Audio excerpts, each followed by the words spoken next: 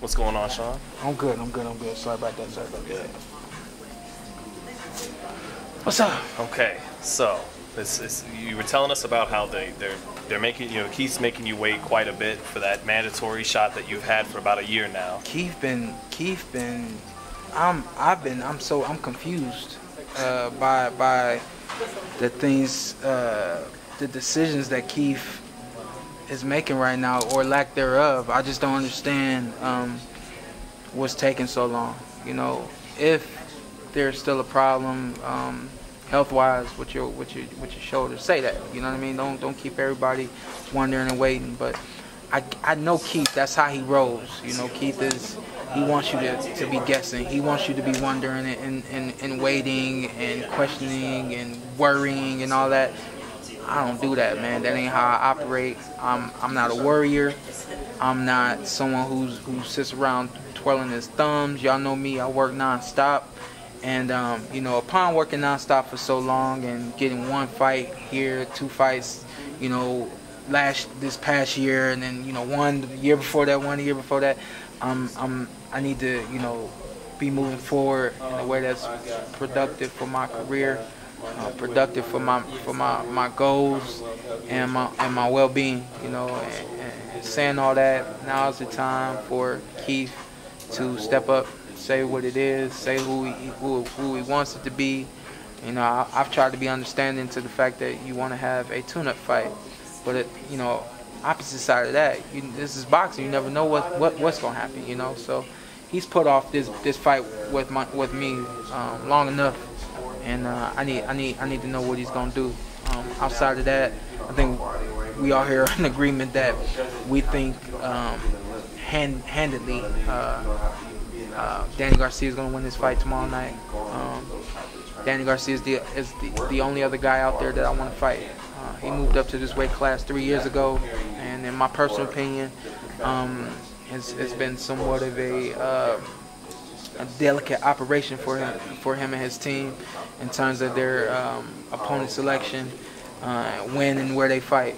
He had that fight last year against Keith, and after that he's been off for 11 months. That's too long, man. That's too long. That's too long for you. That's too long for me. And you don't scream, there's nobody for me to fight. Don't scream, I want to make money. Whatever you got, I need. Whatever you need, I got. You know what I mean? And so we'll take a look at the fight. I've been quiet this weekend, stayed out of the press conference, stayed out of the weigh-in, things of that nature. I want him to feel comfortable here. I want him to feel at home. I want him to feel safe. So when he sees me, he knows that I'm here for the business. I'm not here to play around. I'm not here to just talk.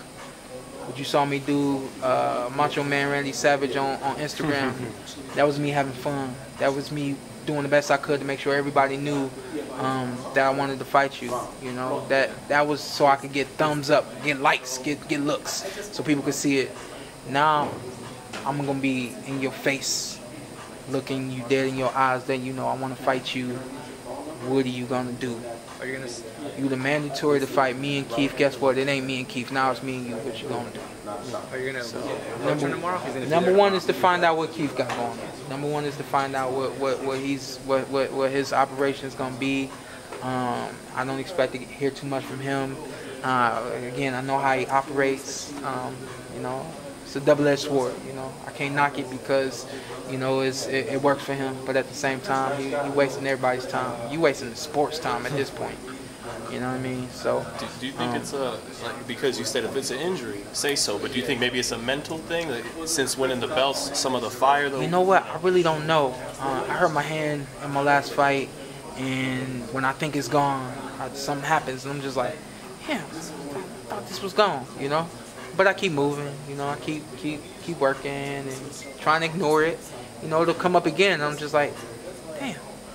But I know at the end of the day, my job is to get in there and fight. No matter what's going on, I got to fight. I got to show up, show out.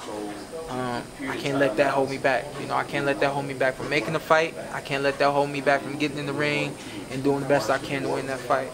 So I don't know if he gets working, says, all right, I'm ready, and then he feels something, gets working, gets ready, and then I'm thinking something. I don't know what's going on with him from a mental standpoint that's holding him back.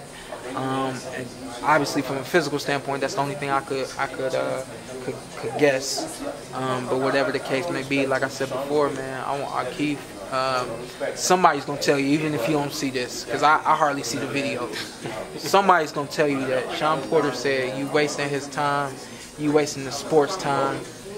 You want to be a WBA champion, a WBC champion. A part of that is fighting and defending what you got. It's time to do that. Why do you think it's so hard for you to get a fight shot? And not that you're doing something wrong, but the Broner fight took a while to materialize.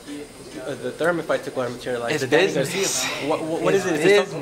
It's business. Especially when you get in the ring with me. I described it before. I'm a where do you go now fighter. When you get in the ring with me, what now? You've done been in the fight of your life. You may have won, you may have lost.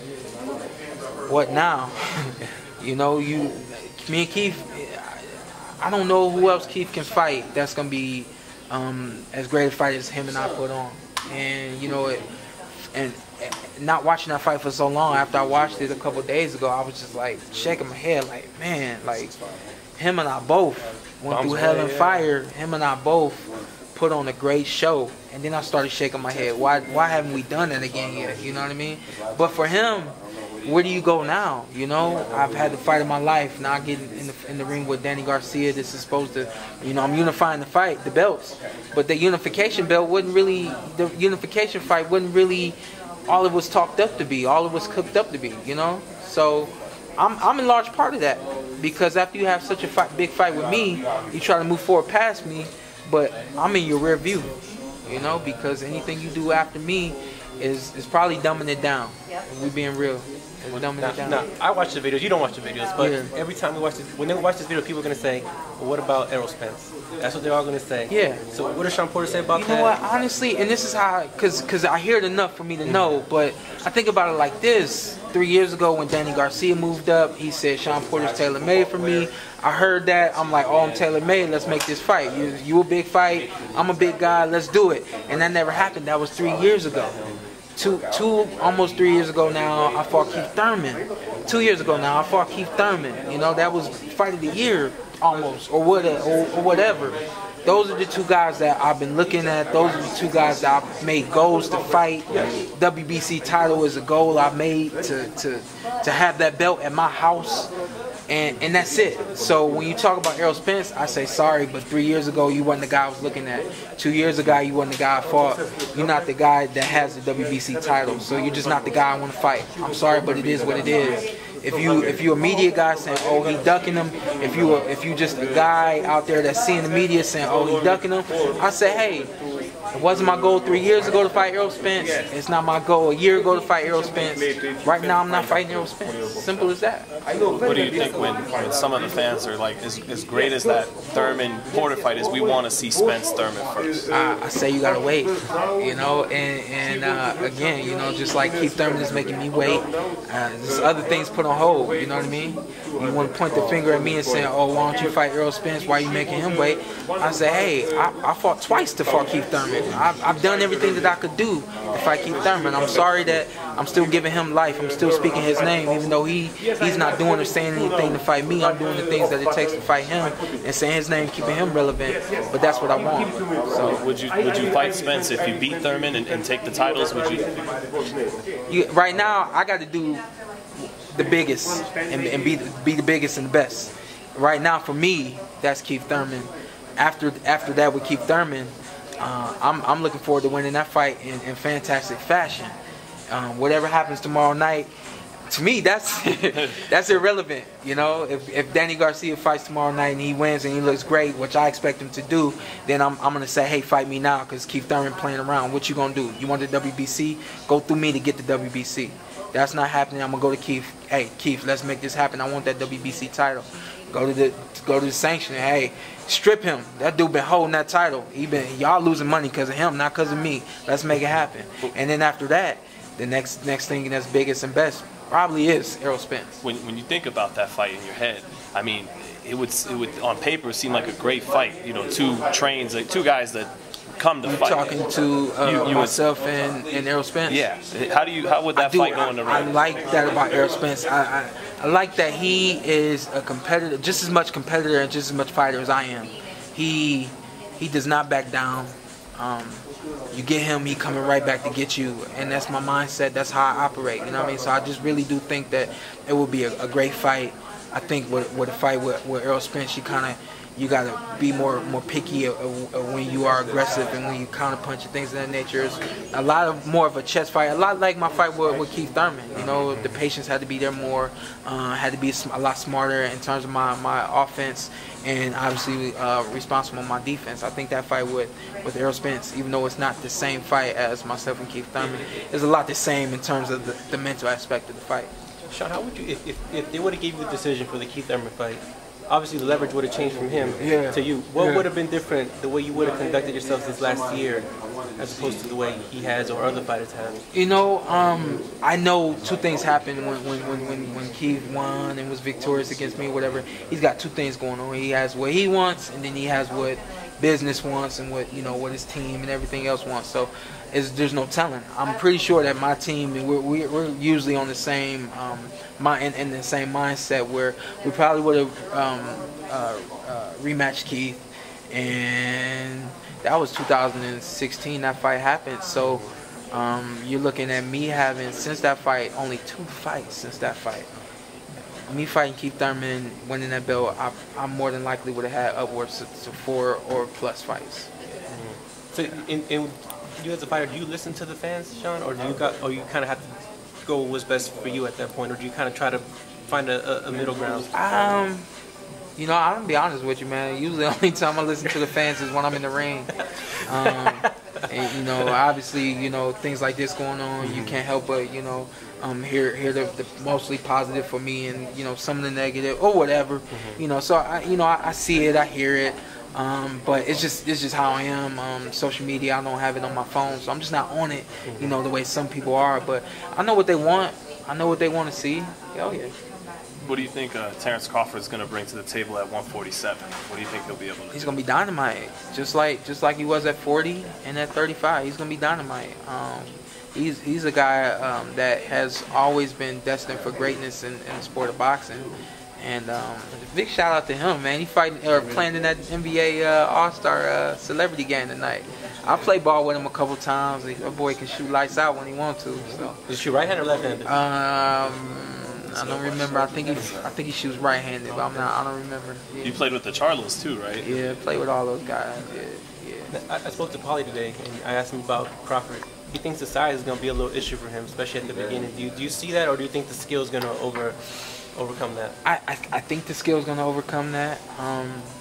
I think even at 47, he's a rangy, tall, bigger 47 pounder than some of the guys we have out there. But the velocity on those punches are a little heavier, I think, at 47. Hey, you trained with him, right? Was it Crawford, or was it another fight that you trained with? I've never trained with oh no, that was Shane. My bad, I got it confused. Okay, but have you ever? What's your experience with Crawford at all? I mean, have you ever had? That's it, man. We in some ways grew up in the amateurs together. We fought in Venezuela, I believe, together. We fought on a couple teams together, a couple duels, things like that. So I know him to always have been very fast, flashy, and hard to beat. Yeah. Last one from me, Shawn. Do you think that promotional issue is going to get in the way of fans wanting to see Crawford versus you, Crawford versus Thurman, Spence? Are we going to be able to see that? I hope not. I think what you're seeing right now is the two sides playing against each other. You're seeing Terrence Crawford, even though he's probably moving up to 47 to fight anybody, he's getting put up against Jeff Horn. Of course, that's for the WBO title, but at the same time, we know what side of the fence the WBO and Jeff Horn are on. And then I'm hearing today that also on that card you're going to have Manny Pacquiao and possibly Mike Alvarado. So I hope I'm not letting the cat out the bag or anything like that. But again, you're seeing that side's playing along with that side. Right, so, right. They're setting up a fight that they can do. That's what it looks like to me. Right. So we'll see. I think we've all the fighters, the athletes, as well as avid boxing fans and you guys, we've all kind of grown to not really understand, but just play along with it or deal with, you know, the 2 or 3 different sides that there are right now. But I think at some point it'll get shook up. It has to. Because it sucks, right? Yeah, it does. It does. What reaction do you expect from Danny tomorrow when you finally confront him about I this? think, When you finally face to face. Zach, you know what? That remains to be seen. You know, you didn't see Macho Man Randy Savage come in, so why should I let you in on what's gonna happen now? Have you been following Adrian Broner sagas recently? I haven't been following, but I did hear recently that he got into some abuse charges and stuff like that down in ATL or something like that.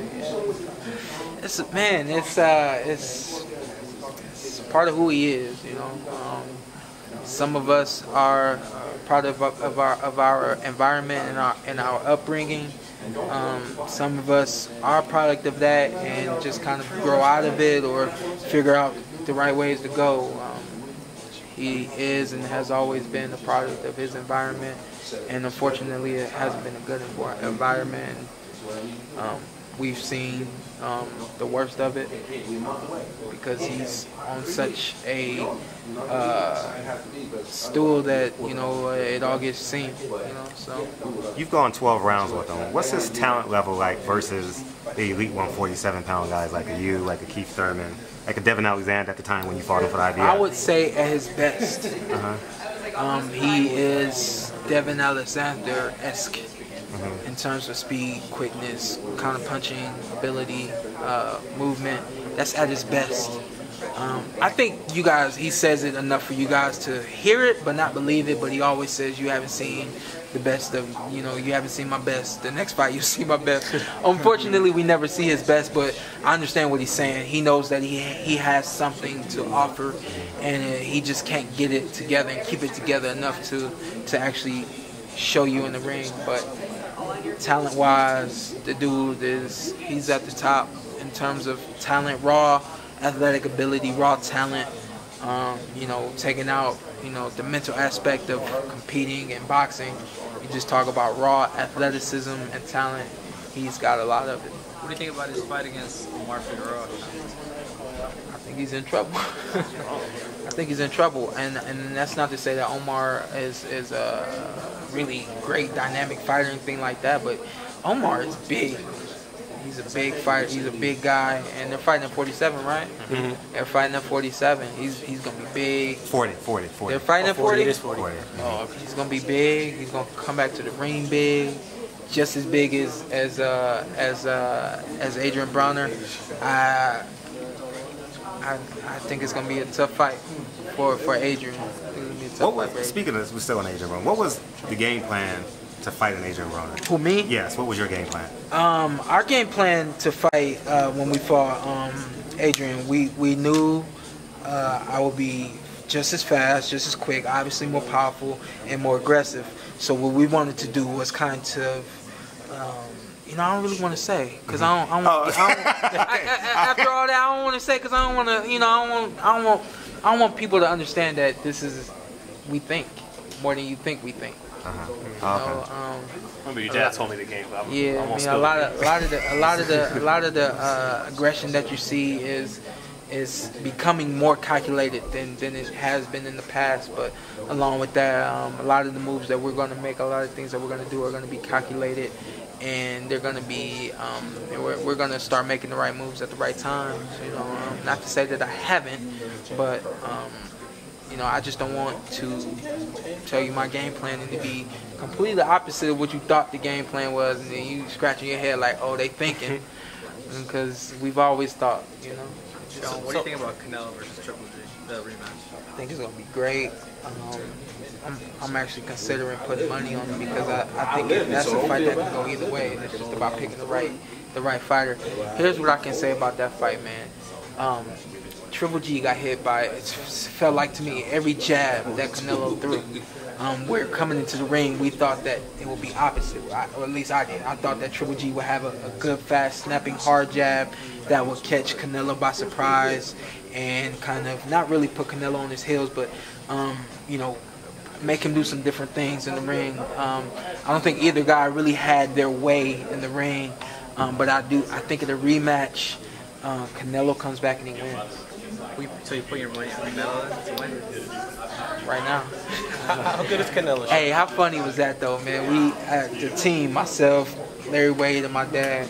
I don't think my dad, he was always Triple G, but myself and Wade, every day we're talking about it. We both were flipping. One day I'm Canelo and he's Triple G. Then the other day I'm Triple G and Canelo. And when they got up to it, I said, nope, Triple G's winning hands down. And it was really, it was a good, close fight. How good is Canelo? A lot of people don't want to give him his credit. I'm giving him credit. The man has kind of come into his own. A good jab, some slickness about him now, some good head movement. He uses his feet to get out of the way, out of the range of the punches. Can also use his head to move. Can slide off of the ropes. Obviously has power. Can counter punch as well. He has a pull counter with his right hand. I think a lot has transformed him after having that fight with Floyd Mayweather, and that's what's supposed to happen. Win or lose, you're supposed to learn from that loss and or that victory. You know, so I think he just learned a lot in that fight with Floyd Mayweather. I think the number one thing he learned though was that he couldn't just do what he does and be powerful and win. So you know, his team has done a great job of kind of transforming him into what I think he's become more of a boxer puncher now, as opposed to just a puncher. Speaking of Floyd, how do you know, he held the welterweight division hostage basically. Nobody can make a move until he made a move. You're still there. How does it feel now as a fighter being a welterweight that he's gone? Do you wish he was still there to have the big money fight to fight, or do you feel better now that you guys are all scattered and trying to figure it out? No, I'm good. I'm good with where boxing is right now. I'm good with where my division is at right now. At one point, you couldn't say my division was stacked. And what a better time for him to go away than, you know, 3 or 4 or 5, give or take, more fighters actually at the elite level to take over the division. So right now it is a good time for boxing to not only have one great fighter or one icon, but to be able to flip on the channel flip on the TV knowing that there's a great fight coming in January, February, and so on and so forth. So I think it's great for boxing right now that he's kind of gone away, and even though you're looking for one superstar, you're getting a couple. How would you have fought him? How he's gone, you know, how would you have fought him? You know, I always thought, you know, if I'm aggressive and I use my feints and kind of make him react and then go off of his second reaction, then, you know, I would be able to catch him with my speed and my quickness and my power, and, you know, obviously rely heavily on my conditioning as well. He always said it was different looking out than in, but from what you saw out, do you see why it would be? Oh, for sure, for sure. I know that firsthand, that, you know, not always what you see on the outside of the ring is what's happening on the inside. There's always just with some fighters, there's just something that you're looking at, you know. With Keith Thurman, when I fought Keith, I think a lot of fighters were always worried about his power and getting hit, and I think that made them really hesitant to fight, hesitant to punch, and just kind of worried about what's going to happen. When I fought him, I was like, I'm not doing that. I'm not going in there worried about his power. I'm not going in there worried about what he's going to do. I'm going to do me and let the rest carry out, you know. And so I think for the most part, you saw me control the action. You saw me on him and you know, making him react and things of that nature. With some fighters, you can do that. With Keith, I didn't look at Keith like, what are you going to do? I try my best to kind of control the action and make him react off of me, you know. With Floyd Mayweather, there's that chance that doesn't happen, and when that doesn't happen, you have to be prepared to you know, make that adjustment, you know. So I think a lot of fighters are kind of psyched themselves up about what he can do in the ring, and they don't go in there just prepared to do their thing. And I think that has gotten in the way of a lot of fighters trying to be successful against him. What fight was a mental warfare for you? What fight was a mental warfare? Well, you said my A game ain't working, B game not working, C game. I'm going to have to win this game on pure grit and mental ability. It would have to be Kell Brook. But I think I really got in my own head in that fight.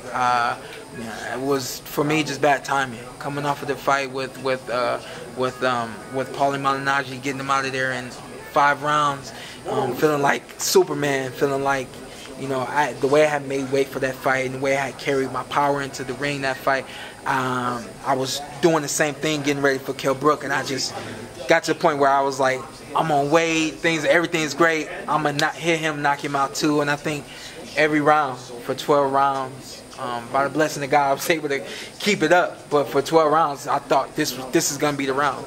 For 12 rounds. For 12 rounds. Hooks like a motherfucker. For 12 rounds. Excuse me, I don't mean to curse in front of your shot. Yeah, I get it. I thought this was going to be the round for 12 rounds, and you really could not tell me any different. My dad will tell you that he was yelling at me to do certain things in between the rounds, and even though I'm listening to him, wanting to do it, when I went back out, my mental approach was just knock him out. You're going to knock him out, and I kind of let that get the best of me that fight.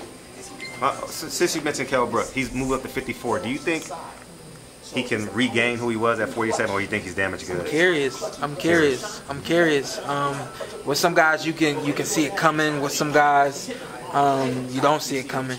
With Kell, you've seen his last two fights, his last two big fights, where he really got hurt, and I'm wondering if he just was hurt in those moments, or if he's actually got some, if he's actually hurt physically. Thank you, Shawn. You guys got it, man. See y'all later, all right? Yeah.